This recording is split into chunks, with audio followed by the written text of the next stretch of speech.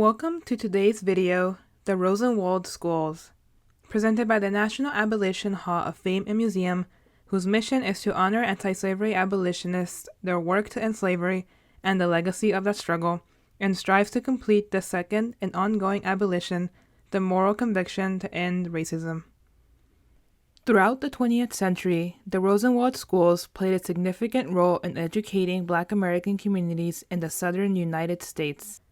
Julius Rosenwald, the former president of Sears, supported constructing more than 5,000 schools for Black American children in rural communities throughout the South. In 1912, Rosenwald was inspired by the educational philosophy of the educator Booker T. Washington. Washington believed education was essential for Black Americans to improve their social and economic status. Washington had even helped establish higher education facilities for Black Americans, such as the Tuskegee Institute in Alabama, where he offered students the opportunity to learn trade and vocational skills. With this in mind, Rosenwald offered to help fund the construction of schools for Black American children in rural communities throughout the South. This was especially needed in the South, where Jim Crow laws relegated Black Americans to substandard schools. Jim Crow laws were a series of state and local laws in the southern United States that enforced racial segregation and discrimination against blacks from after the Civil War to the mid-1960s.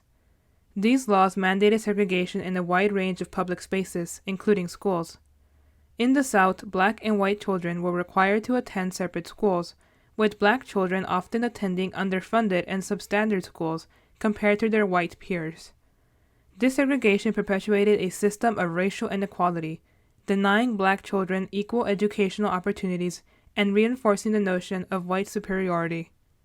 Jim Crow segregation in schools, therefore, limited the educational and life chances of Black children for generations. Rosenwald partnered with Washington and the Tuskegee Institute to establish the Rosenwald Fund, which provided financial support for the construction of schools, as well as teacher training and educational programs.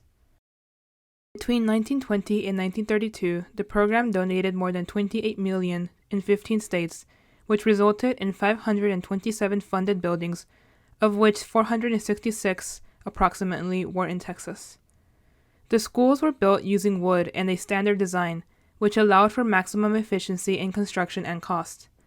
The design was simple but functional and provided classrooms, libraries, and auditoriums.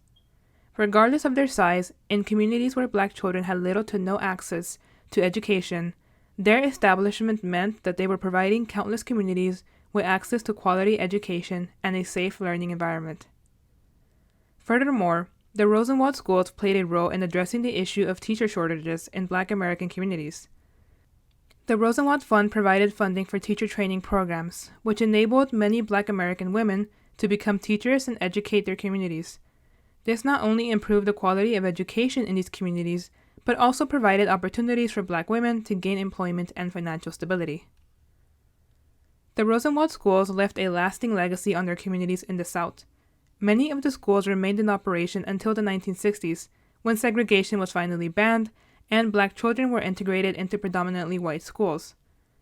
The buildings that housed the Rosenwald schools have since been repurposed, many being turned into community centers and churches, but many still stand as a testament to the impact of the schools on their communities. In recent years, there has been a renewed interest in the history and legacy of the Rosenwald schools.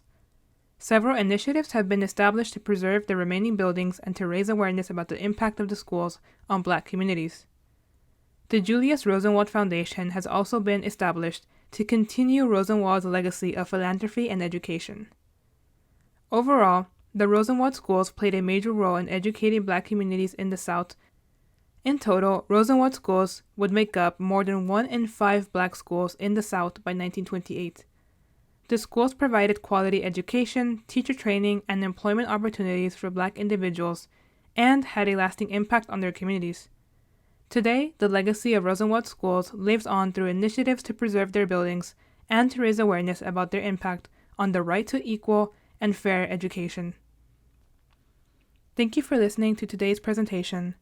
Please help us by completing a brief survey at the link on your screen and also in the video description. Your feedback will help NAHOF receive funding and help plan future projects. Additionally, please contact NAHOF with any questions or comments, or if you're interested in learning more about the organization. Don't forget to follow us on social media, and we hope to see you at our next presentation. Thank you.